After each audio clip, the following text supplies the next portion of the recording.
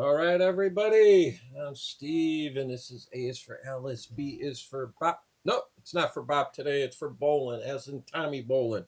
That's right. Today we are declaring, not just in the U.S., not just in North America, but worldwide, it is Tommy Bolin Tuesday.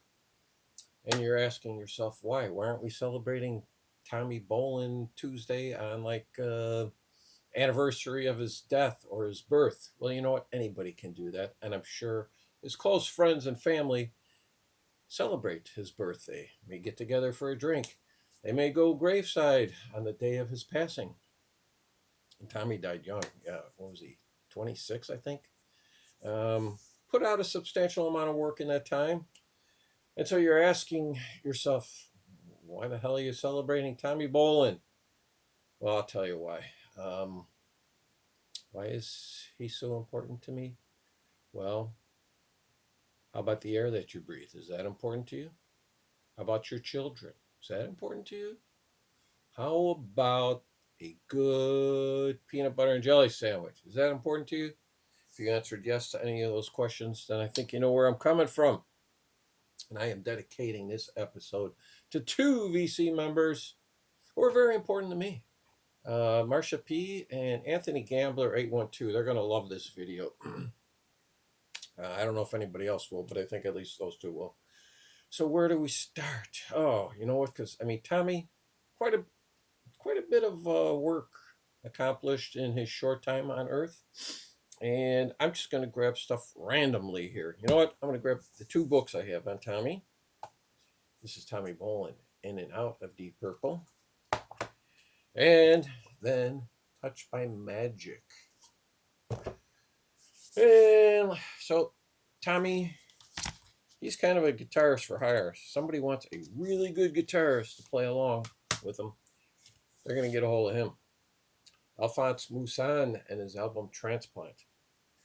And also going to show you this one, Billy Cobham and his album Spectrum. Okay, two very well-respected jazz musicians. They call it Tommy because Tommy can play any style of guitar. He can play rock, blues, jazz, calypso, you name it, you will hear him play it.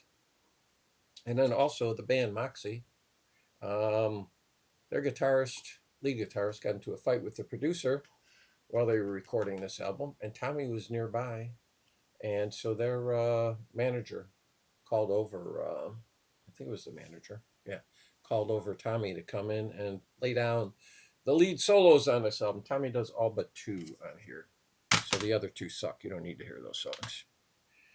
Oh, you want Tommy live? You can get Tommy live with Deep Purple. Last concert in Japan. Get him that way. And you can get also the Deep Purple King Biscuit Flower Hour. Deep Purple. And when was this recorded? This is in Long Beach, California. January and February that year. And we have a posthumous release put out by his estate, which is pretty much his brother, I believe, Johnny. This is the Tommy Bolin Band, live at Northern Lights Recording Studio. And we have, let's see, you want some more posthumous stuff? Sure, why not? We've got session outtakes and alternate versions from the teaser album, and this is called Whips and Roses. Then we have Days May Come and Days May Go. This is Deep Purple with the lineup for the album Come Taste the Band. These are rehearsals just 2 weeks after Tommy joined the band. So a lot of what you hear on here ends up becoming the Come Taste the Band album. One of the first box sets ever. I've got the box stored away somewhere. But these two discs, the ultimate Tommy Bolin. This takes stuff from pretty much every stage of his career. That's 1989. That's got to be the first box set I ever bought. And then this, which just came out recently. Part of the reason that made me go ahead with the Tommy Bolin tribute here. This is Tommy Bolin and Friends. And look at that. Limited. 2. Focus, please, please, please. Let me get my head out of the way and it should focus. Well, anyway, It says limited to only 300 were made. So you're asking what's so special about this album, Steve? Well, I'll tell you. They're taking his original tracks, and then they are adding guest musicians. Opening song, Grind, Peter Frampton. Then the title from Teaser, Warren Haynes. Then Dreamer, which is probably my favorite Tommy Bolin song. Miles Kennedy sings along with him. Smooth Fandango has Derek Trucks. Wild Dogs, Brad Whitford. Homeward Strut, Steve Lukather. And on Sugar Shack, we get Glenn Hughes and Sonny Landreth. Fantastic guitars. Crazed Fandango features Steve Morse and Lotus. Joe Bonamassa and Glenn Hughes again.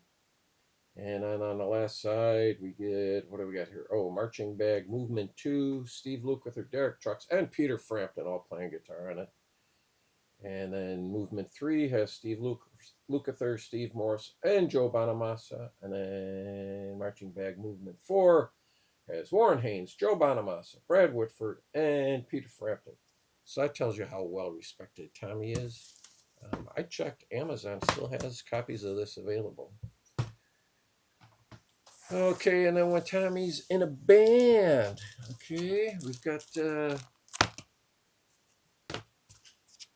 Zephyr going back to Colorado. And he's self-titled. And then another band he had, Energy. And then when he's playing in a band with someone else, James Gang in the album Miami.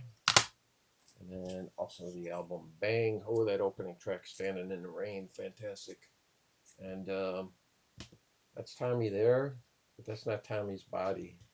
They photoshopped his, cropped it in. They didn't have Photoshop back then. Cropped in a picture of his head into that photograph. That's just the body of the guitarist that he replaced. And then a great album with Deep Purple, Come Taste the Band. That's where most people came to find out who he is. And his two fantastic solo albums, Teaser, and the follow-up, Private Eyes. And this is the tour I saw him on. So there you go. I think that takes care of everything, Tommy. Is Tommy your boy? He's my boy. So, all right, listen to nothing but Tommy Bolin today. Thank you.